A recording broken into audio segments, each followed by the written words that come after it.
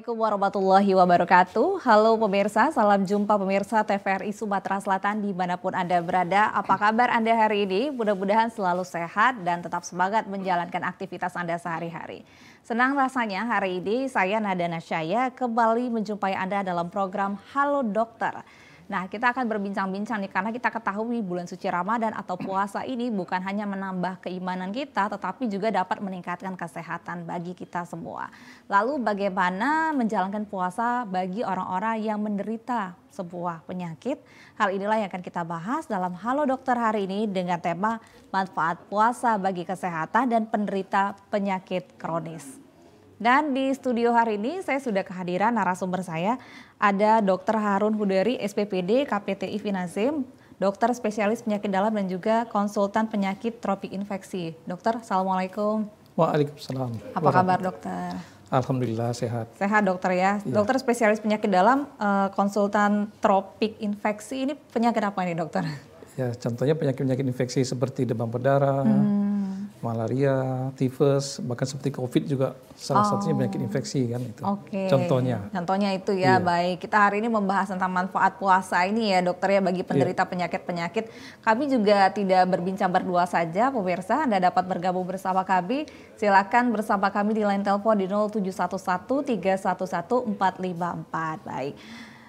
Dokter, kita ngomongin tentang manfaat puasa sendiri ya. Tentu puasa ini selain beribadah tetapi juga ada manfaatnya untuk kesehatan. Ini gimana dokter? Ya, jadi dari segi kesehatan puasa itu sangat berbanyak manfaatnya. Dan ini sudah banyak sekali penelitian yang membuktikan bahwa puasa adalah salah satu metode yang bermanfaat untuk menjaga kesehatan, memperbaiki penyakit yang sudah ada, bahkan meningkatkan mutu dari kualitas kesehatan pada seseorang. Jadi memang sepertinya puasa itu memberatkan, tapi ternyata puasa itu bermanfaat. Ini kalau kita bicara puasa secara umum, bukan hanya cerita puasa pada bulan Ramadan, tapi juga berbagai macam penelitian, bahkan ada beberapa hal-hal lain, bukan hanya untuk kelompok Islam saja, masyarakat yang non-Islam pun juga banyak melakukan puasa dan itu juga ternyata bermanfaat untuk kesehatan mereka. Jadi dari kita yang sekarang berada di bulan Ramadan ini tentu saja sangat banyak manfaatnya kalau kita mematuhi perintah agama untuk menjalankan puasa Ramadan selama 1 bulan penuh ini, walaupun jumlah harinya kadang-kadang 28, 29 gitu. Iya. Jadi biasanya maksudnya bukan hanya di bulan suci Ramadan, kadang-kadang juga dokter juga merekomendasikan untuk puasa juga ya, untuk beberapa penyakit tertentu gitu dokter, karena manfaatnya banyak. Iya, artinya memang kita tidak mengkhususkan ya, misalnya penyakit ini harus puasa berapa hari, tapi secara umum orang-orang yang berpuasa itu secara penelitian juga sangat memiliki kualitas kesehatan yang bagus kesehatannya. Bukan hanya di bulan puasa, tapi di hari-hari lainnya.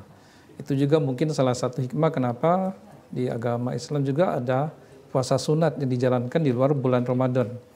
Dan itu kontinu kan, ada puasa Senin Kamis, ada puasa pertengahan bulan, ada puasa yang dengan segala macam kegiatan-kegiatan keagamaannya. Nah, ini juga kita harapkan bagi teman-teman atau para pemirsa menjadikan puasa ini adalah salah satu usaha untuk meningkatkan kualitas kesehatan kita. Nanti akan kita bahas lebih lanjut apa saja hal itu.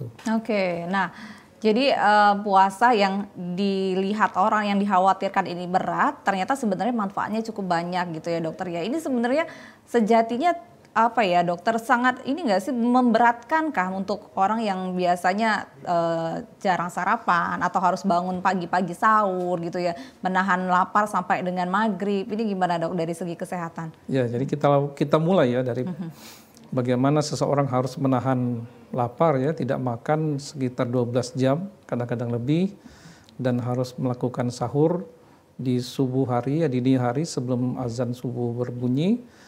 Kemudian dia harus berbuka di maghrib. Indonesia kan termasuk negara yang agak terberuntung karena jarak puasanya rata-rata sama sepanjang tahun, ada 12 jam. Lebih lah sedikit atau kurang sedikit. Tapi di negara lain ada yang sampai 18 jam. Bahkan hanya beberapa jam dia sempat tidak melakukan puasa, kemudian berpuasa lagi. Nah, di proses orang yang berpuasa inilah terjadi berbagai macam proses yang ternyata sangat menakjubkan bagi dunia kedokteran ya. Orang yang tidak makan sekitar 12 jam, tentu saja tubuhnya akan melakukan proses adaptasi, mulai dari bagaimana menekan metabolisme, menekan proses inflamasi, kemudian melakukan regenerasi sel-sel tubuh, kemudian memperbaiki yang disebut sebagai detoksifikasi, ya semacam produk metabolisme yang beracun bagi tubuh kita, kemudian melatih tubuh kita untuk mengontrol gula darah, tekanan darah, kemudian jantung dan organ-organ vital lainnya. Nah, mungkin nanti kita akan bahas satu persatu. Jadi secara umum orangnya berpuasa dengan syarat-syarat tertentu ya, artinya tidak bisa juga semua orang bisa langsung berpuasa. Ini kita bicara orangnya secara umum layak untuk melakukan puasa, dia akan dapat meningkatkan kadar kesehatannya dengan menjalankan puasa rutin ini, apalagi kalau selama 1 bulan. Karena juga berbagai penelitian memperlihatkan bahwa selama 1 bulan ini di 10 hari pertama, 10 hari kedua dan ketiga ada perbedaan kerja dari manfaat puasa tersebut. Apa aja tuh dok Ya, maksudnya? misalnya di hari-hari pertama dia akan melakukan adaptasi terlebih dahulu. Di fase-fase ini sel-sel yang tadinya mendapatkan makanan dalam jumlah banyak sekaligus dia akan memiliki kesempatan untuk beristirahat. Termasuk juga organ-organ vital, ya ginjal, jantung, otak yang tadinya dapat overload beban kerja sepanjang hari, metabolismenya termasuk juga saluran cerna, dia dapat kesempatan untuk melakukan penurunan kerja tadi. Kalau kita bayangkan yang tadinya bekerja rutin, dia melakukan kesempatan istirahat, dia akan melakukan repair atau perbaikan dari sistemnya. Justru membaik itu ya dok ya? Itu akan membaik. Jadi misalnya sel-sel yang tadinya tidak produktif, ya sel-sel yang tadinya mengalami kerusakan, jaringan-jaringan yang tadinya mengalami gangguan-gangguan. Nah, disinilah kesempatan bagi tubuh kita melakukan perbaikan. Kemudian fase kedua biasanya ini yang disebut sebagai detoksifikasi. Hasil-hasil perbaikan tadi dikeluarkan oleh tubuh kita, ya, seperti melalui urin, ya, melalui feses, melalui keringat, semua akan keluar. Dan ini ya yang salah satu disebut sebagai peningkatan kadar kesehatan. Dan pada 10 hari terakhir biasanya tubuh kita sudah mendapat kadar yang sungguh optimal dalam sisi apapun ya. Banyak penelitian membuktikan bagaimana ginjalnya membaik, fungsi paru-paru, fungsi jantung dan otaknya. Diharapkan setelah puasa ini dilanjutkan sebenarnya. Jangan sampai kita lepas lagi dalam kondisi yang baik ini. Makanya kadang-kadang ada hikmah. Kenapa setelah bulan Ramadan dilanjutkan dengan 6 hari puasa bulan Syawal. Ada Syawal. Ada juga puasa-puasa di hari-hari lainnya untuk dilanjutkan. Begitu sementara ini. Oh, artinya kalau berdasarkan hasil penelitian ini justru di 10 hari terakhir itu adalah pada saat itu sedang bagus-bagusnya ya hasil dari 1-2 ini detok dan lain-lain. Jadi kalau kita bayangkan kan di hari awal dia perbaikan dulu ya. Kemudian di pertengahan dia meningkatkan mutu dan yang di akhir dia sudah sangat optimal untuk menjadi seseorang dengan mutu kualitas tubuhnya dimulai dari selnya, jaringan, organ dan keseluruhan sistem tubuhnya sudah sangat optimal di posisi itu. Oke, alangkah baiknya dilanjutkan gitu ya, jangan dihantam gitu ya langsung dengan makanan-makanan yang mungkin akan mengembalikan akan mendapatkan penyakit lagi gitu dokter ya? Ya tentu saja. Jadi makanya nanti kita bahas juga ya, bagaimana mengatur pola makan di bulan puasa, baik bagi orang sehat maupun orang-orang yang dengan penyakit tertentu ya, karena juga ada juga syarat-syarat yang harus diperhatikan dari para penderita penyakit kronis ya, seperti penyakit diabetes mellitus, kencing manis, darah tinggi, hipertensi, atau gangguan fungsi ginjal, atau gangguan organ-organ lainnya. Nah di sini kita harapkan para penderita ini juga memahami bahwa puasa itu tentu saja harus ada yang memiliki perhatian khusus untuk dirinya masing-masing. Nah ini yang kita harus perhatikan nanti untuk kedepannya kita diskusikan bahwa kita harapkan para penderita yang penyakit kronis juga tetap bisa berpuasa ya, dengan memperhatikan syarat-syarat tertentu. Nah, misalnya saya kasih contoh, pasien kencing manis ya, diabetes mellitus. Dengan kadar gula yang stabil dan terkontrol, mereka boleh berpuasa. Ya, jangan khawatir. Tapi kalau kadar gulanya masih belum stabil, ya, masih dapat pengobatan dengan obat-obat tertentu, maka dia harus konsul dulu ke dokternya, apakah dia layak untuk melakukan puasa atau nanti dulu ditunda. Karena tentu saja dalam agama Islam kan ada keringanan bagi orang-orang yang sakit untuk tidak berpuasa dan menggantinya dengan hal-hal tertentu. Nah, jadi misalnya nih kalau dia gula darahnya bagus, diharapkan dia harus melakukan makan di sahurnya.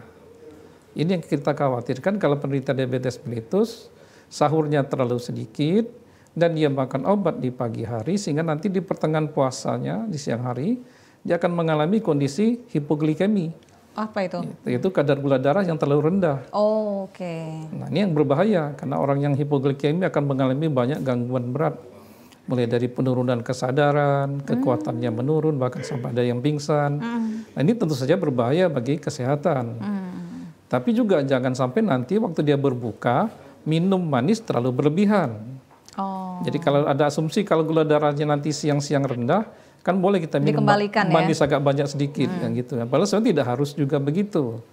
Asalkan dia makan dengan porsi yang selama ini dia jalankan, ya, tidak harus minum manis, maka kadar gulanya juga akan kembali seperti dia jalankan dalam kondisi terkontrol. Nah, begitu juga teman-teman yang para penderita darah tinggi misalnya. Konsumsi garam tetap harus dikurangi di bulan puasa, ya, di pagi hari waktu sahur, waktu berbuka, dan jangan lupa obat-obatan darah tingginya tidak di stop.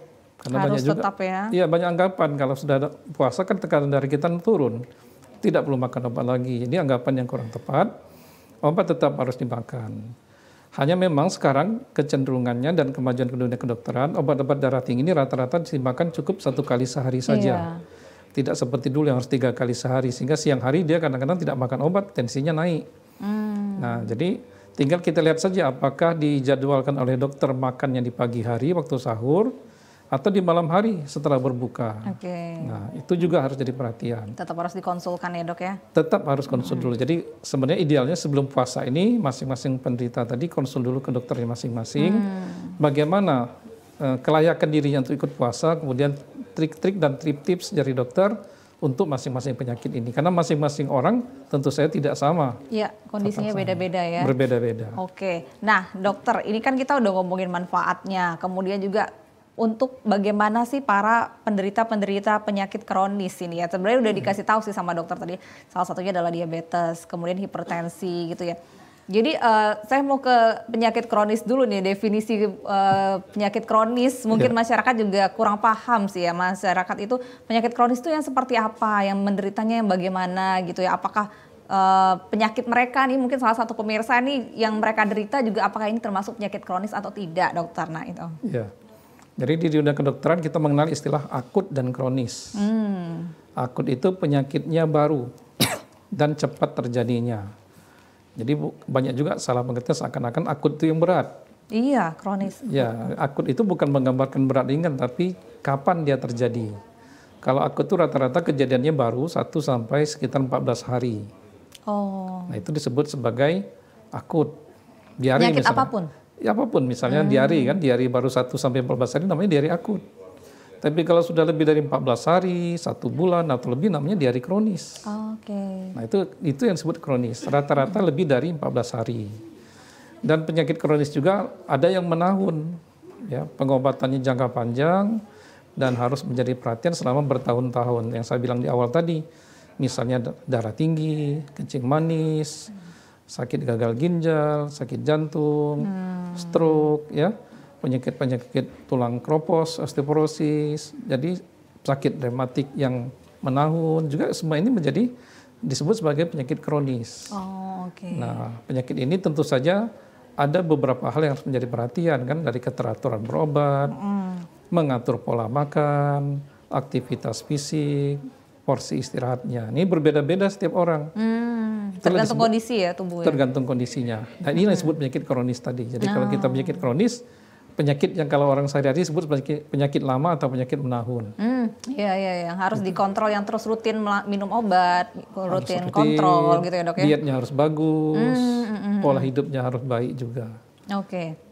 Nah ini pemirsa, mungkin Anda ada yang menderita penyakit-penyakit ini gitu ya, dan ingin berniat untuk berpuasa di bulan suci Ramadan, boleh saja untuk berkonsultasi nih bersama Dr. Harun di 0711-311-454 nih. Bagaimana caranya? Memang kata dokter tadi ya tergantung dari kondisi tubuh masing-masing. Tapi tentu ada banyak tips-tips umumnya gitu ya dokter ya, untuk berbagai macam terbukti ya. tadi dokter spill tentang diabetes ya dok ya. Ini memang, tapi ini ya, saya secara umum sih mendengar bahwa memang ketika memang gula darah sedang naik itu memang dianjurkan untuk berpuasa gitu ya dok ya, secara umum gitu. Ya artinya bukan juga kalau tingginya kita harus puasa malah. Yang ideal itu kalau gula darahnya berkisar antara 80 sampai 300. Di kadar gula darah seperti ini orang masih boleh berpuasa. Oh, jadi harus ini ya, kontrol di sini ya. Ya, tapi kalau kadar gulanya terlalu rendah, di bawah 80 atau sudah 60, maka sebaiknya dia tidak berpuasa dulu. Atau di siang hari ada keluhan seperti ini, ya, penderita penyakit diabetes banyak yang punya alat periksa gula darah sendiri misalnya. Kadar gulanya sudah terlalu rendah, maka sebaiknya dia menyetop dulu puasanya. Atau kadar gula darahnya terlalu tinggi juga ya, di atas 300-an, lebih baik dia kontrol dulu gula darahnya, baik dengan obat-obatan, diet maupun suntikan insulin misalnya. Kalau gula darahnya sudah bagus, sudah di bawah 300, barulah dia disarankan mulai berpuasa lagi. Jadi artinya jangan juga kadar gula darah terlalu tinggi malah kita berpuasa. Itu sangat tidak baik untuk kesehatan kita. Oh, ada batas antara 80 sampai 300 tadi ya dokter ya. Oke, nanti kita akan lebih perdalam lagi nih terkait gula darah dan penyakit-penyakit kronis lainnya. Pemirsa silakan untuk Anda yang ingin bergabung di 0711311454, tetaplah bersama kami.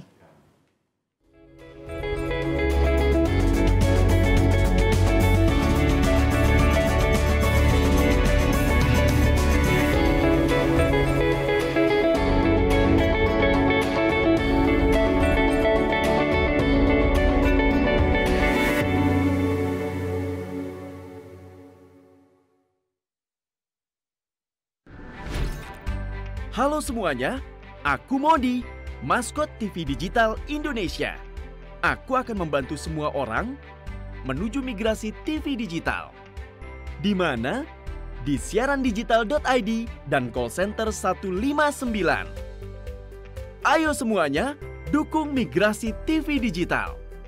Bersih gambarnya, jernih suaranya, dan canggih teknologinya.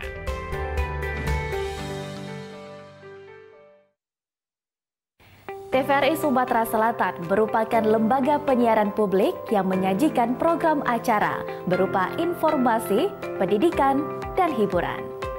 Memiliki coverage area yang sangat luas, TVRI Sumatera Selatan dapat Anda saksikan melalui aplikasi TVRI Klik, aplikasi Intek, satelit Telkom 4 dan satelit Merah Putih, serta live streaming YouTube TVRI Sumsel. TVRI Sumatera Selatan mengajak Anda untuk berkolaborasi melalui kerjasama siaran dan kerjasama non-siaran. Kerjasama siaran meliputi advertorial, iklan komersil, iklan layanan masyarakat, full telop, serta running text. Siaran program berupa talk show, feature,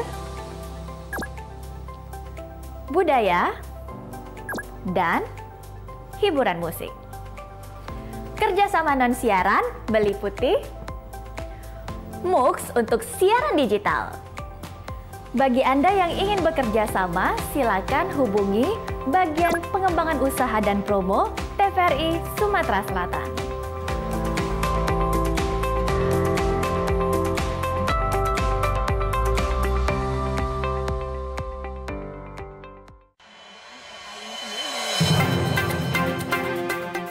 Banyak sekali teknologi berbasis kecerdasan buatan yang bisa kita manfaatkan. Menyajikan isu-isu aktual, sosialisasi kebijakan yang menyangkut kepentingan publik. Artinya memberikan ruang kepada peserta didik untuk berkembang sesuai dengan keinginan mereka, sesuai dengan passion mereka, bakat dan minat mereka. Semuanya bisa Anda simak dalam dialog suara Sriwijaya. Setiap orang mempunyai kesempatan ya untuk berpartisipasi dalam politik atau menjadi pengurus politik. Dengan menghadirkan narasumber yang berkompeten dari kalangan akademisi, tokoh masyarakat, maupun birokrasi. Pencegahan dilakukan dengan cara mendeteksi potensi-potensi korupsi dan kemudian dari deteksi itu maka akan terlihat hal-hal apa yang perlu dilakukan perbaikan. Suara Sriwijaya setiap hari Selasa, Rabu pukul 14 waktu Indonesia Barat hanya di TVRI Sumatera Selatan.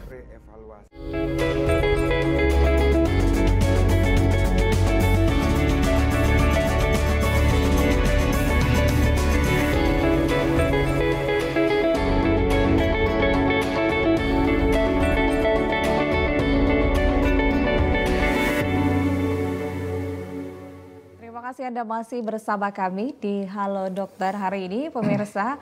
Kita masih membahas tentang manfaat puasa dan juga bagaimana berpuasa bagi penderita penyakit kronis bersama dengan Dr.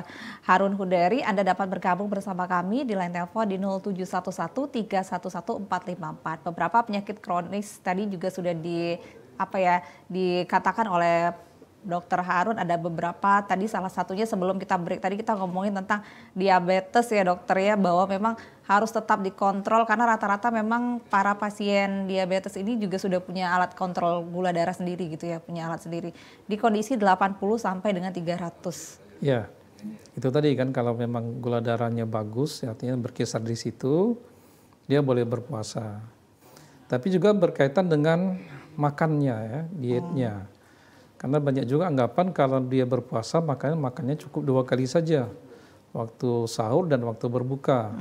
Padahal pada pasien diabetes mellitus tetap disarankan makan 3 kali sehari seperti dia di luar puasa. Harus ya 3 kali. Iya, jadi artinya 3 kali itu bukan berarti di siang hari dia makan kan, tapi jamnya pindah. Makan paginya diganti sahur, makan siangnya diganti berbuka, dan makan malamnya setelah tarawih atau menjelang tidur. Jadi sekitar jam 8-9 dia dianjurkan untuk makan lagi. Dengan porsi yang sama seperti dia jalankan di bulan-bulan sebelumnya. Oleh karena itu maka kita harapkan para penderita kencing manis ini untuk memiliki daftar menu atau pola makan dari bagian gizi. Porsi paginya berapa, porsi siang berapa, dan malamnya berapa. Nah ini harusnya sudah punya sebelum menjalankan puasa. Jadi makannya tetap 3 kali, bukan 2 kali. Sehingga tidak terjadi risiko hipoglikemi kalau dia melakukan pengobatan setelah berbuka nantinya. Kadang-kadang terjadi dia tidak makan malam lagi setelah berbuka, sampai waktu sahurnya kadang-kadang terjadilah kondisi gula darah rendah tadi. Yang disebut sebagai hipoglikemi. Itu sangat tidak bagus karena agak berbahaya gula darah yang terlalu rendah. Jadi malah nggak bisa berpuasa juga ya dok ya? Ya tidak bisa berpuasa, dia harus berobat lagi kan. Malah diberikan suntikan gula darahnya supaya naik melalui infus misalnya, akan terlalu rendah begitu. Jadi memang diet bagi penderita diabetes ini juga harus sesuai dengan porsinya gitu ya dok ya, bukan karena 2 kali pada saat puasa jadinya ngikutin itu, tapi ada sesuai dengan jadwalnya. Kita terima telepon dulu nih dokter. Assalamualaikum, halo. Waalaikumsalam, halo dokter. Halo. Ya, halo juga. Mau nanya, kalau untuk yang ada penyakit ginjal itu bagaimana dok puasanya? Karena kan cuci darahnya itu udah makan waktu 5 jam. Dengan Mbak Keisha di Palembang. Iya. Ya, baik. Baik, terima kasih Mbak Keisha. Ya, terima kasih atas pertanyaannya. Waalaikumsalam. Ini pertanyaan sangat bagus karena berkaitan dengan pasien-pasien gagal ginjal yang cuci darah. Nah, pasien cuci darah itu lazimnya adalah dia melaksanakan kegiatan cuci darahnya 2 kali sepekan. 1 minggu. Jadi kalau dia Senin biasanya diulang pada hari Rabu, ya. Kalau Selasa dengan hari Kamis dan Rabu dia pada hari Sabtu. Jadi Senin dengan Kamis, Selasa dengan Jumat, dan Rabu dengan Sabtu. Jadi 2 kali seminggu. Nah, pada pasien-pasien yang melaksanakan cuci darah pada hari tersebut, misalnya pada hari Senin, dia memang sangat dianjurkan untuk tidak berpuasa dulu. Karena kegiatan cuci darah itu memakan waktu lama, bisa berjam-jam. Juga terjadi perpindahan cairan dengan jumlah besar dari tubuh kita ke alat pencuci darah, kemudian dibersihkan masuk lagi ke tubuh kita. Pada kondisi seperti itu akan berisiko terjadinya penurunan tekanan darah, gangguan kesadaran, ya, banyak juga yang terjadi perdarahan misalnya. Jadi pada waktu dia melaksanakan cuci darah di hari itu dianjurkan untuk tidak berpuasa. Tapi di hari lainnya, misalnya setelah cuci darah pada hari Senin, Selasa, Rabu, dia boleh berpuasa. Oh, atau di sebelumnya juga? Sebelumnya juga bisa. Tapi tetap saja jangan kita memutuskan sendiri. Harus konsultasi dulu kepada dokter yang merawat kita rutin selama ini di bagian cuci darah atau namanya hemodialisa. Konsulkan dulu apakah saya layak untuk berpuasa, karena belum tentu juga walaupun tidak hari cuci darah kondisinya bagus. Ada yang masih sesak nafas, ada urin yang terlalu sedikit. Nah, orang seperti ini tetap tidak boleh berpuasa walaupun tidak sedang cuci darah pada hari itu. Jadi biasanya kalau dia sudah bagus kondisinya, dia hanya tidak berpuasa pada hari dia cuci darah saja. Senin dengan Kamis tadi, Selasa dengan Jumat, dan Rabu dengan Sabtu.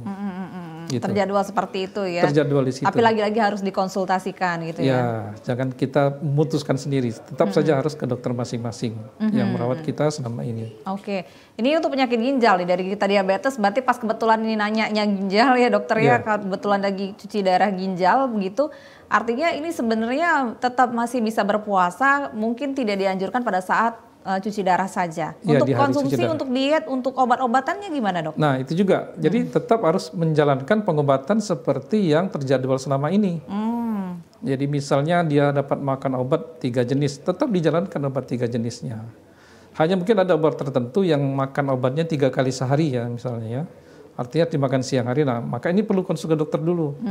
Dok, apakah saya cukup makan 2 kali saja waktu sahur dan waktu berbuka, ataukah ditambah, diekstrakan di malam hari seperti yang tadi pasien diabetes mellitus kencing manis yang makan tambahan di malam hari. Jadi obat itu 3 kali tapi makannya bukan di siang hari, tapi ditambahkan di malam hari. Begitu kira-kira. Tetap ya bagaimana, tetap harus konsultasi lah ya dok ya, karena ini sebuah penyakit yang sudah cukup lama gitu ya dok ya. Tapi sejatinya tetap bisa berpuasa asal dikonsultasikan. Iya, jadi tetap kita optimis bahwa kita juga dapat manfaat dari berpuasa ini pada orang-orang yang sakit kronis tadi ya, yang cuci darah. Kita terima telepon lagi nih dokter. Ya. Assalamualaikum, halo. Oh oke. Tidak, belum. Silakan di 0711311454. Boleh dokter, manfaat tadi ya. Iya. Jadi sebenarnya selain ini, karena gini ya dok, banyak juga yang mengatakan bahwa memang bulan suci Ramadan ini ditunggu karena bisa diet, kemudian juga mungkin juga kadang-kadang masyarakat ada yang berpikir bahwa tidak perlu mengkonsumsi obat lagi nih, karena kan puasa nih tentu menyehatkan gitu dokter, obatnya alami, gimana dok? Ya, kita dari dunia kedokteran tidak menganjurkan begitu ya. Tetap harus obat yang dirutinkan dijalankan dengan porsi yang sama, dengan dosis yang sama, dengan jadwal yang sama. Hanya memang ada penyesuaian untuk obat-obat tertentu. Jadi tetap kita harapkan bagi teman-teman yang menderita penyakit kronis, puasa itu menyehatkan, tapi jangan juga hanya mengandalkan puasa. Tetap kita jalankan yang sudah kita jalankan selama ini. Oke, kita terima telepon dulu kalau begitu. Halo, assalamualaikum.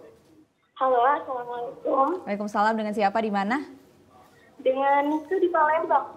Silakan Mbak. Izin tanya dok, kira-kira ada nggak sih jenis makanan atau minuman yang harus dihindari sama orang yang puasa, tapi juga punya penyakit kronis? Oke. Terima kasih. Baik, terima kasih Mbak Nike. Makanan yang harus dihindari ya, silakan dokter. Iya, jadi kita belum sampai ke cerita makan tadi, Mbak. Iya, cerita porsinya udah saja. Ditanya ya. Jadi ini juga berkaitan dengan teman-teman yang menderita penyakit, dia sakit emah kalau bahasa sehari-hari, kalau kedokteran menyebutnya sakit disepsia. Nah, pada orang-orang yang sakit emah ini memang dia akan mengalami kekosongan lambungnya sekitar 12 jam. Nah, pada kondisi lambung yang kosong tersebut, kita akan berhati-hati ya pada waktu mulai makan di berbuka itu, hindari yang terlalu pedas, hindari yang terlalu masam, karena itu akan mengiritasi lambungnya, menimbulkan rasa kembung, menimbulkan rasa perih. Jadi itu yang salah satu yang pertanyaan tadi kan. Juga begitu juga masalah manis ya, walaupun bukan pasien kencing manis sekalipun, sebenarnya tidak terlalu dianjurkan mengkonsumsi gula yang berlebihan waktu berbuka. Karena tubuh yang sudah istirahat tadi 12 jam lebih, tiba-tiba dibanjiri dengan gula yang berlebihan. Ya, maka akan terjadi kerja keras lagi tubuh kita, menetralisir atau menurunkan gula darah yang berlebihan tadi. Itu juga makanya sebenarnya tidak terlalu dianjurkan, terlalu banyak juga minum manis pada waktu berbuka. Bukan tidak boleh manis, tapi jangan terlalu banyak. Jadi porsinya jangan berlebihan. sudah minum manis, makan yang manis lagi, pedas segala lagi. Macam kue-kue lagi, dicampur yang pedas lagi. Jadi bukan dapat sehat dengan makan yang tidak tepat tadi. Puasa memang sehat, tapi pola makan kita malah mengganggu kesehatan. Karena kadang gini dok, mindsetnya tuh lemes banget seharian butuh gula. Nah itu gimana ya dok? Iya, jadi tidak juga tubuh kita langsung tiba-tiba menjadi kuat hanya dengan minum gula 1 gelas misalnya. Dia perlu proses juga untuk adaptasi, untuk masuk ke otot-otot tubuh kita, untuk masuk ke otak kita supaya terasa segar, otot-otot kita kuat. Jadi artinya tidak juga harus minum secepat itu sehingga tubuh kita kembali pulih seperti semula. Dengan makan yang cukup saja, dengan jumlah nasi, ikan, sayur, buah yang cukup, itu dalam waktu 1-2 jam tubuh kita sudah melakukan metabolisme lagi. Mulai dari lambungnya, ususnya, terseraplah nutrisi-nutrisi yang bagus tadi. Begitu. Jadi jangan juga berlebihan makannya, jangan juga terlalu sedikit misalnya. Ada orang juga cuman minum saja waktu berbuka misalnya. Tetap kita sarankan ditambah dengan makanan tertentu. Bisa saja orang itu tidak makan besar dulu waktu berbuka, hanya minum ditambah kue tertentu, nanti setelah sholat maghrib dilanjutkan dengan makan besarnya. Begitu. Oke, itu yang paling utama. Intinya tuh jangan dihantam dulu ya, begitu buka puasa nih lemes langsung hajar yang manis-manis ya dok ya. Nah gitu. Itu justru malah berbahaya gitu. Oke, kita akan terus membahas ini lagi dokter. Pemirsa, Anda dapat bergabung bersama kami di 0711311454. Tetaplah bersama kami. Halo dokter.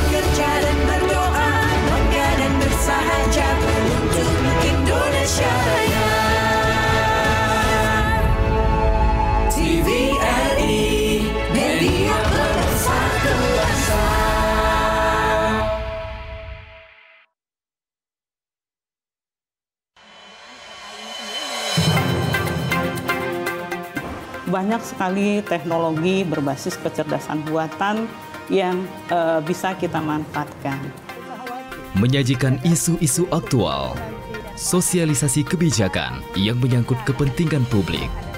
Artinya memberikan ruang kepada peserta didik untuk berkembang sesuai dengan keinginan mereka, sesuai dengan passion mereka, bakat dan minat mereka. Semuanya bisa Anda simak dalam dialog suara Sriwijaya. Setiap orang mempunyai kesempatan ya untuk berpartisipasi dalam politik atau menjadi pengurus politik. Dengan menghadirkan narasumber yang berkompeten dari kalangan akademisi, tokoh masyarakat, maupun birokrasi. Pencegahan dilakukan dengan cara mendeteksi potensi-potensi korupsi dan kemudian dari deteksi itu maka akan terlihat hal-hal apa yang perlu dilakukan perbaikan. Suara Sriwijaya, setiap hari Selasa, Rabu, pukul 14 waktu Indonesia Barat. Hanya di TVRI Sumatera Selatan. Guna mendukung Migrasi siaran TV analog ke digital. TVRI akan memulai tahapan analog switch off di 11 kota dan Batam. Dan akan dilanjutkan secara nasional mulai 2 November 2022. Siaran TVRI sudah dapat ditonton melalui TV digital. Terdiri dari 4 kanal digital. Kanal 1 TVRI Nasional, Kanal 2 TVRI Daerah, Kanal 3 Budaya, dan Kanal 4 Olahraga. Siaran TV digital dapat dinikmati dari televisi yang telah dilengkapi perangkat digital atau dengan televisi lama menggunakan set-top box. Siaran TV digital memberikan kualitas gambar yang bersih, suara jernih, dan beragam konten secara gratis. Yuk beralih ke digital. TV digital bersih, jernih, canggih.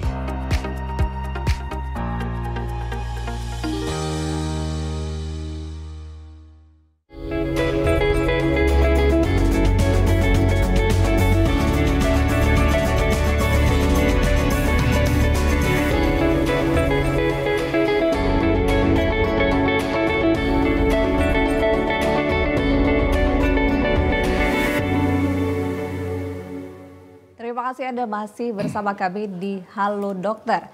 Manfaat puasa bagi kesehatan dan bagaimana berpuasa bagi masyarakat atau orang yang terkena penyakit kronis masih kita bahas di hari ini bersama dengan Dr. Harun. Anda dapat bergabung bersama kami di line telepon di 0711 311 454. Tadi berbagai macam penyakit kronis juga udah diberitahu oleh Dr. Harun sendiri. Kemudian begini dok, kita kan kalau kita ngomongin manfaat puasa tadi dokter juga sudah mengatakan banyak sekali manfaatnya gitu kan ya.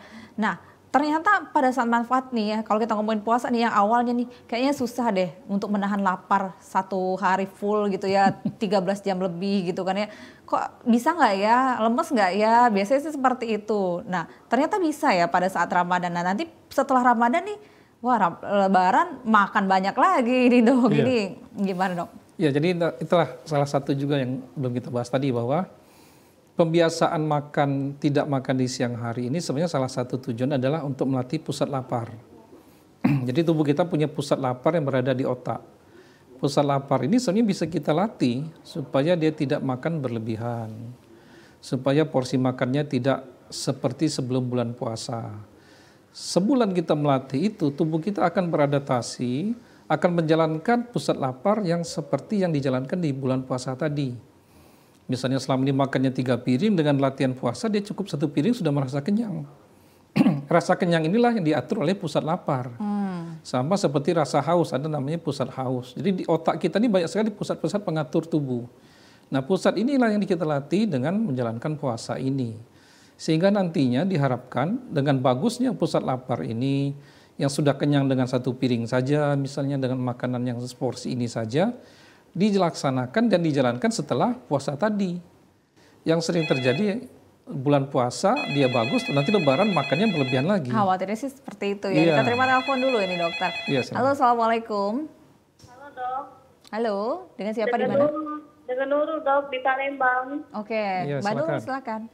Mau nanya, ada nggak sih pedoman yang harus diikuti sama orang yang punya penyakit kronis saat berpuasa? Makasih. Oke, baik. Pedoman yang harus diikuti ya. Oke, terima kasih Mbak Nurul. Terima kasih. Pertanyaannya bagus ya, tapi masih terlalu umum kan. Kan saya bilang tadi kalau penyakit kronis itu banyak. Penyakit kronis yang mana dulu? Jadi tempatkanlah penyakit kronis kita tadi, baik dari dietnya, obatnya, pola makannya, ya, pola hidupnya di masing-masing penyakit itu. Tidak sama diet orang sakit kencing manis dengan diet orang darah tinggi misalnya. Atau dietnya gabungan, ada darah tingginya ada, kencing manisnya ada, maka dietnya juga berbeda. Maka itu tadi sebaiknya kalau punya penyakit kronis, konsul dulu dengan dokter kita masing-masing. Ya, yang sudah biasa berobat di mana, konsul dulu, dok saya ini ada penyakit kronis, mau puasa dok. Boleh tidak kira-kira, terus bagaimana obatnya, bagaimana mengatur makannya. Jadi masing-masing penyakit kronis memiliki khasnya masing-masing, penanganannya berbeda-beda, bahkan dengan penyakit yang sama pun masing-masing individual juga berbeda. Dari segi makanannya, dari segi obatnya, dan berbagai macam itunya. Begitu kira-kira pertanyaannya. Jadi mungkin kalau saya balikkan, penyakit apa dulu yang diderita oleh misalnya Ibu Nurul atau keluarganya, sesuaikanlah dengan saran dari dokter nantinya. Begitu. Betul, lebih baik untuk dikonsultasikan gitu ya semuanya ya dok ya, Iya. agar bisa berjalan. Nah tadi kita ini ya menyambung otak sebagai pusat lapar gitu kan ya, pusat lapar, ada pusat haus, karena memang dikhawatirkan sudah bagus nih metabolisme tubuh nih ya, pada saat lebaran wah makanan banyak lagi nih dok. Iya, ini yang sering terjadi kan. Ibarat sudah latihan bagus-bagus, begitu nanti finalnya kacau balau lagi pola makan kita. Pagi waktu sebelum Idul Fitri sudah makan, pulang sholat Id makan lagi, berkunjung ke keluarga makan lagi, ke tetangga makan lagi. Kalau ini dijalankan 1 minggu saja sudah kacau lagi, pola makannya sudah bagus tadi. Oleh karena itu tetap saja bukan tidak boleh berbahagia ya di bulan di hari Idul Fitri misalnya. Tidak boleh makan yang enak, boleh, tapi porsinya. Kemudian ingatlah dengan pola jadwal makan kita. Jadi artinya ada yang namanya makan pagi, siang, dan malam. Itu juga harus menjadi perhatian kita. Sehingga nanti ya sekitar beberapa hari setelah Lebaran kita menjalankan lagi pola makan yang bagus seperti di bulan puasa tadi. Hanya bedanya mungkin ada makan siang yang tadinya 3 kali sehari waktu sahur, berbuka, dan di malam hari. Nah pindah ke makan siang. Jadi tetap porsinya sama, jamnya saja yang berpindah. Begitu. Intinya seperti itu, harus sayang ya dok ya, maksudnya sudah detox pada saat Ramadan gitu ya. Kemudian pada saat sudah selesai Ramadan ini kembali lagi nih ke kebiasaan gitu ya. Iya, ini yang sering terjadi dan ini yang membuat kadang-kadang rumah sakit menerima pasien-pasien korban lebaran lah ibaratnya. Oh iya dok ya, oke. Dengan penyakit-penyakit apa ini umumnya? Macam-macam, ada yang diare, sakit mahnya kambuh, gula darahnya meningkat berlebihan, tensinya naik. Di emergensi kadang-kadang kewalahan kita pasien-pasien yang begini. Karena begitu dia lebaran, bahasa lebaran itu kan lepas semua makannya tadi. Jadi ini yang kita khawatirkan dan sangat tidak kita harapkan berulang terus setiap tahun. Begitu lebaran, pola makannya sudah bagus tadi, tidak bagus lagi. Jadi tetap kita harus melatih. Hikmah puasa kan begitu, nanti kalau Pak Ustadz bilang, hikmah puasa itu banyak, macam-macam. Dan kami dari segi kedokteran menghikmahkannya bahwa mengatur pusat lapar, menjaga diet yang bagus untuk dijalankan di bulan-bulan berikutnya. Begitu. Emang agak susah sih maksudnya untuk menahannya ya dokter ya. Oh ternyata faktanya juga seperti itu ya, di rumah sakit pun banyak pasca Lebaran tuh banyak yang terkena penyakit-penyakit shock gitu ya dok ya. Di hari-hari pertama banyak sekali pasien datang. Ada yang mual muntah, ya makannya langsung sekali banyak. Yang dimakan juga yang jarang dimakan selama puasa kan. Ya santan-santan gitu ya, yang pedas. Perutnya pedih, yang terlalu pedas. Ada juga banyak minuman apa namanya yang banyak mengandung soda, ya, membuat rasa kembung, atau terlalu banyak manis, gula darahnya naik, terlalu banyak santan dan garam, tensinya naik. Nah begitulah contohnya. Jadi kita harapkan ini tidak terjadi di depan-depan nantinya. Jadi teman-teman yang tadi ada penyakit kronis tetap menjaga makannya di Lebaran nanti. Bolehlah makan ketupat, boleh makan opor, kan gitu kan? Iya. Boleh makan bolu, boleh makan kue 8 jam pun boleh. Hanya porsinya yang jangan berlebihan. Begitu. Tolong ini mumpung masih baru di awal-awal puasa 10 hari ya, berarti 10 hari awal ini lagi masa ini adaptasi ya dok ya? Adaptasi di sini. Lagi masa adaptasi, jadi mari kita tubuh kita ini sama-sama adaptasi, jangan sampai nanti di akhir. Lebih baik kita menghimbau dulu ya dokter ya, jangan sampai terjadi kejadian-kejadian penyakit-penyakit ya. Yang banyak seperti itu. Nah dok, yang terbiasa dengan olahraga. Nah pada saat Ramadan gimana dok? Ya, jadi olahraga pun tetap boleh dijalankan di bulan puasa. Jadi ada beberapa waktu-waktu yang bagus untuk menjalankan olahraga. Misalnya setelah berbuka, itu paling bagus. Artinya kita sudah makan, sudah minum yang cukup, tubuh kita sehat, merasa segar, boleh berolahraga di situ. Ada juga yang justru menjelang berbuka. Jadi sekitar jam 4, jam 5 berolahraga, nanti jam 6 sudah dekat maghrib dia bisa langsung berbuka dan makan. Ada juga sebelum sahur. Jadi kalau sahurnya sekitar jam 4, kalau sekarang kan jam 4.50 salah ya. Ya subuh, artinya jam 4 dia bisa olahraga sekitar setengah jam misalnya. Tapi ada juga yang olahraga pada siang hari. Wow. Ada. Itu untuk orang-orang yang memang sudah terbiasa latihan olahraga selama ini. Jadi walaupun dia berpuasa, dia tetap berolahraga. Dan ini memang hanya kelompok tertentu yang boleh melakukan kegiatan ini. Karena kalau kita belum pernah, nanti kita akan mengalami Jangan kelelahan, coba-coba. ya dehidrasi, kurang cairan, kadar gula darah malah turun. Nah, jadi waktu-waktu olahraga itu yang harus menjadi perhatian kita. Itu waktu. Kemudian porsi olahraga, sebenarnya juga individual sifatnya. Orang yang biasa olahraga penuh, boleh saja tetap menjalankan intensitas yang penuh tadi di bulan Ramadan ini. Begitu dia habis berbuka, olahraganya berapa jam, olahraga itu. Ya, tapi kalau belum terbiasa, biasanya dimulai jalankan setengah-setengah dulu ibaratnya, atau porsi rendah dulu. Yang biasanya misalnya bersepeda 1 jam, turunkan dulu setengah jam, nanti lama-lama kembali 1 jam. Atau yang biasanya olahraga senam, terlalu lama waktunya, pakai dulu dikurangi waktunya. Jadi tetap olahraga. Jadi aman ya sebenarnya ya, kebiasaan-kebiasaan yang biasa dilakukan tuh nggak masalah. Sangat bagus, justru menunjang semakin bagus tubuh kita. Olahraga memperbaiki metabolisme. Oke, baik, terima kasih. Dokter, kita akan lanjut lagi segmen berikutnya. Ini pemirsa Anda juga dapat bergabung bersama kami. Silakan di line telepon di 0711 311 454. Tetaplah bersama kami. Halo dokter.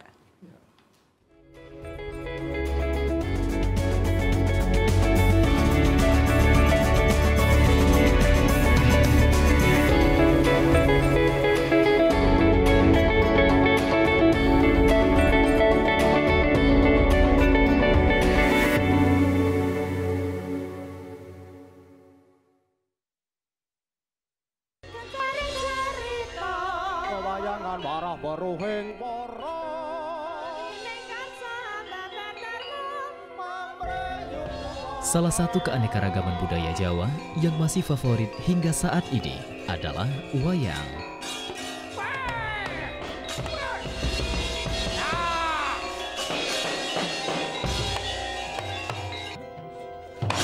Seni pertunjukan dengan alur cerita yang menarik ini hadir menemani pemirsa pecinta warisan budaya asli Indonesia dengan beragam cerita dan daun kondang.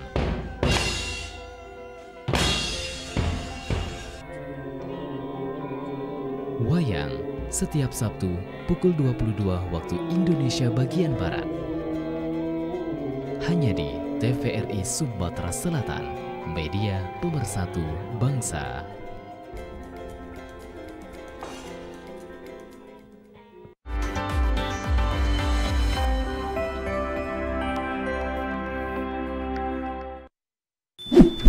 Yuk nonton siaran televisi digital.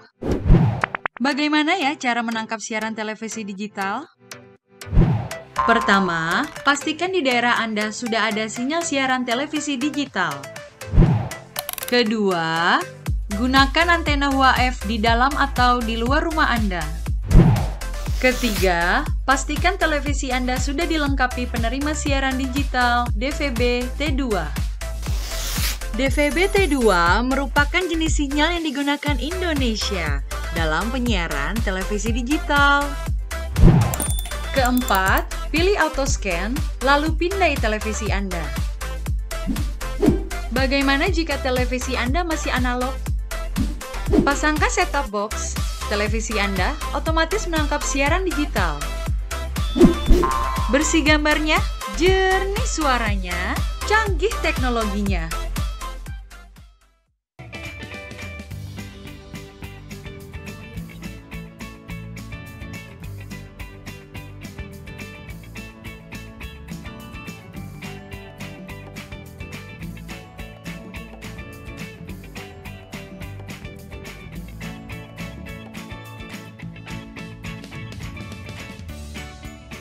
Gimana? Bersih dan jernih kan siarannya? Jangan khawatir, semua ini gratis. Tidak perlu beli kuota internet dan nggak perlu biaya berlangganan. Bagi kamu yang masih menggunakan TV analog, cukup dengan satu langkah mudah. Untuk televisi yang sudah siap digital, cukup scan ulang siaran TV kamu untuk menangkap siaran TV digital. Banyak pilihan programnya, bersih gambarnya, jernih suaranya, dan canggih teknologinya. Ayo, kita beralih ke siaran televisi digital.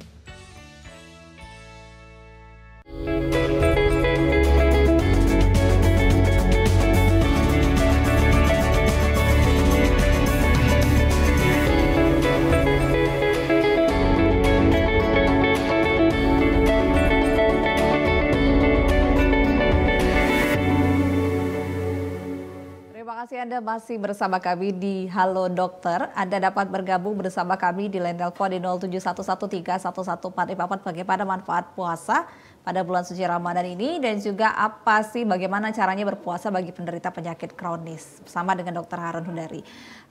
Dokter, ini udah di segmen terakhir sih dok ya, bagaimana agar tetap, kan kita kembali lagi ya ke manfaat puasa dan juga hikmah puasa ini dok ya, tips dan triknya ketika para penderita penyakit kronis ini harus tetap konsultasi dan tetap menjalankan ibadah puasa juga agar bisa, karena kita semua ya banyak juga yang meyakini juga bahwa dengan adanya puasa ini justru malah menyehatkan. Ya, jadi tadi kan di awal tadi bilang menjelang puasa kita persiapkan segala macamnya, termasuk yang penderita penyakit kronis. Selama bulan puasa kita jalankan dengan segala macam arahan dari dokter. Setelah puasa, kita jalankan itu lagi di hari-hari berikutnya. Jadi jangan sampai kita sudah latihan 1 bulan, tubuh kita sudah bagus metabolismenya, sudah bagus optimal dengan segala macam sistem tubuh kita, nanti rusak lagi. Karena yang namanya lebaran, halal bihalal, open house. Bukan tidak boleh, tapi yang kita harapkan adalah menjalankan pola makan, menjalankan diet yang benar, menjalankan pengobatan yang seperti dijalankan di bulan puasa itu. Jadi yang tadinya sudah terbiasa dengan porsi seperti ini, jangan lagi kembali seperti yang sebelum puasa. Jadi seakan-akan tidak berbekas latihan puasanya tadi, balik lagi seperti semula. Ya, yang namanya diet itu bukan berarti tidak boleh makan kenyang, tidak boleh makan enak. Diet itu tetap mengatur makan. Namanya mengatur itu bisa kita banyakkan, bisa sedikitkan. Dan banyak juga bukan berarti jenisnya sama. Jadi kita kenyang, tapi kita makan sehat. Yang sering terjadi orang kalau diet makannya terlalu sedikit, ekstrim, makan takut semuanya. Sehingga nantinya begitu dia memutuskan diet, tidak suka diet, makannya jadi lebih hebat dari sebelum dia diet. Jadi bahagia dengan makan kita, itu yang prinsipnya. Bahagia dengan makan kita. Nah, jadi tetap kenyang. Jadi diet itu bukan berarti kelaparan, tapi yang kita makan apa dulu. Nah, disinilah kita berlatih di bulan puasa ini sampai beberapa puluh hari ke depan kita menjalankan penyehatan tubuh kita, mulai dari perbaikan jadwalnya, perbaikan jumlahnya, perbaikan jenisnya, mengontrol bagi yang sudah harus makan obat, ya, menjaga jadwal obatnya, kemudian dijalankanlah ini di hari-hari berikutnya setelah nanti kita puasa. Jadi itulah yang kita harapkan bagi teman-teman yang menonton kegiatan kita hari ini, acara kita, dapat hikmah puasa dari sisi kesehatan. Manfaatnya bagi kesehatan sangat banyak puasa ini, asalkan syarat-syaratnya dipenuhi, ya. Syarat-syarat itu sudah benar dari dokter, pengaturan-pengaturannya sudah dipenuhi petunjuk dokter. Insya Allah bermanfaat bagi kita. Dan bagi yang belum sakit, ya, belum ada penyakit kronis, puasa inilah kesempatan kita meningkatkan mutu kesehatan kita. Justru itu ya, bagus malah ya. Justru ini sangat bagus. Momentum yang terbaik adalah di bulan puasa ini untuk meningkatkan kualitas kesehatan kita masing-masing. Bener momen diet juga nggak nih dok? Ya, jadi jangan nanti sedih ya bulan puasa, tapi kita sambut dengan bahagia. Inilah kesempatan kita menyehatkan fisik kita dari sisi kesehatan maupun dari segi ruhani kita. Itu jatah Pak Ustadz yang bicara. Tapi tetap kita meyakini hikmah puasa ada di baik sisi jasmani maupun rohani kita. Bagaimana dokter kalau menghindari, mungkinkah terjadi komplikasi pada saat puasa, terutama para pasien-pasien yang sudah memiliki penyakit kronis ini? Ya itu tadi, tetap harus lihat dulu lah masing-masing individu itu. Yang kadar gulanya, tekanan darahnya, penyakit ginjalnya, yang sakit stroke bagaimana mengatur makannya, semua itulah yang harus kita persiapkan sebelum puasa ini. Sehingga puasa ini menjadi lebih baik daripada sebelumnya. Jadi tidak bisa kita mendengar tangga kita, kawan kita, nah kita tirulah seperti itu, belum tentu sama. Kondisi tubuh beda-beda ya dok ya? Individual, penyakit itu individual sifatnya. Sama-sama sakit tapi mungkin porsinya berbeda. Berat badannya berbeda, mungkin porsi kalorinya juga berbeda. Jadi tidak bisa sama copy paste dari teman yang lain, kita samakan saja. Tidak usah konsultasi lagi lah ke dokter misalnya. Kita harapkan tidak terjadi pola pikiran seperti itu. Nah ini agak mundur lagi nih dok. Maksudnya kalau misalnya para pasien penderita mah gitu ya, mah akut juga ya, mah akut atau kronis juga ya, bisa jadi antara dua itu ya. Yang kadang-kadang dokter emang pada saat Ramadan mungkin dia tidak kambuh gitu ya, pada saat Ramadan mungkin agak shock gitu lambungnya, itu gimana? Iya, ya banyak orang yang bagus makannya di bulan puasa dia sehat malah. Iya, karena dia sudah terlatih untuk menahan makan itu sehingga di hari-hari berikutnya porsi makan yang diinginkannya tidak sebanyak sebelumnya. Atau jenis makanannya juga bagus selama dia berpuasa. Yang kita khawatirkan nanti setelah Lebaran segala macam tadi dimakan. Orang Palembang makan pempek pakai cuka. Iya, lemaknya. Cukanya itu bikin pedih lambung kan misalnya. Nah, yang ini yang kita cegah jangan sampai terjadi kondisi kembali lagi seperti semula, malah lebih jelek lagi kondisinya. Kami yang di rumah sakit sehari-hari bertugas sering melihat pola itu. Di bulan puasa pasiennya sedikit, begitu habis Lebaran berduyun-duyunlah pasien tadi. Dengan segala macam keluhannya. Yang tadinya gula darah bagus naik lagi. Yang tadinya makannya bisa normal, sekarang sudah pedih lagi lambungnya. Ada diare juga dan sebagainya. Jadi kita harapkan tidak lagi ada gelombang pasien yang balik ke rumah sakit setelah Lebaran nantinya. Begitu. Oke. Jangan sampai ya, kita berharapnya seperti itu. Boleh kali dok yang ngasih himbauan, sebenarnya udah dari tadi himbauan sih ya, lebih ke PR sih, mumpung baru awal Ramadan gitu ya, mumpung baru awal Ramadan bagi pemirsa TVRI Sumsel ini, jangan sampai pasien Dokter Harun jadi membludak pada saat Lebaran gitu. Ya itu tadi tripnya seperti sudah berkali kita sih ulang. Pertama persiapkan dulu diri kita masing-masing ya, ini kan baru hari ketiga ya puasa, jadi artinya masih awal-awal. Masih ada kesempatan untuk berkonsultasi ke dokter mengenai kondisi kita masing-masing. Apakah sudah boleh berpuasa atau belum boleh. Apa saja yang harus kita hindari, apa saja yang harus kita jalankan. Sehingga nanti Anda, Bapak Ibu yang mendengarkan acara ini, yang menderita penyakit kronis sekalipun bisa berpuasa dengan sehat. Seperti tujuan puasa supaya kita sehat. Bagi teman-teman yang tidak punya penyakit kronis, jadikanlah ini kesempatan untuk perbaiki kesehatan kita. Yang ditanyakan tadi kan apakah boleh olahraga? Sangat boleh olahraga, malah itulah kesempatan memperbaiki mutu tubuh kita masing-masing. Itu kira-kira. Di kondisi seperti apa nih dok? Maksudnya kadang-kadang kan orang tuh tetap mau memaksakan, sayang gitu ya.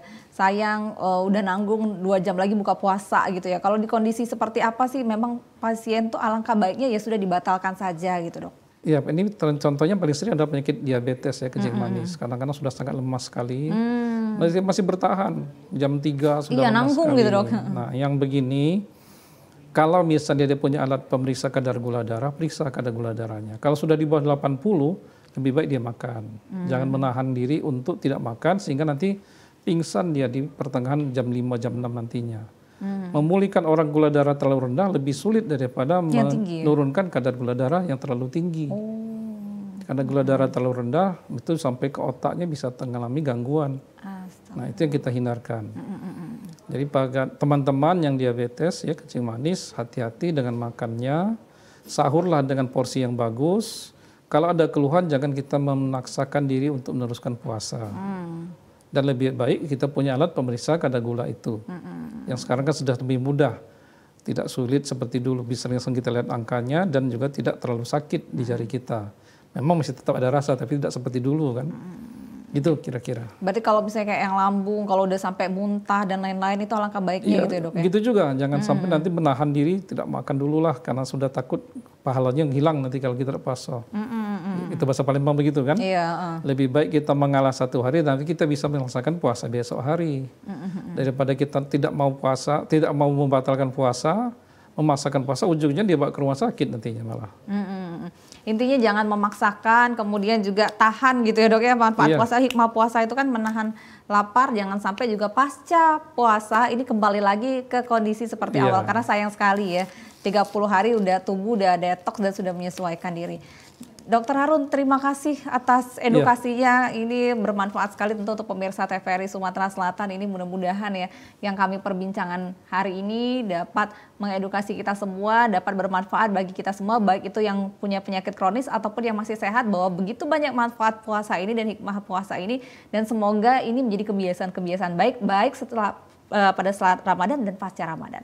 Saya Nada Nasyayat pamit, terima kasih. Wassalamualaikum warahmatullahi wabarakatuh. Sampai jumpa.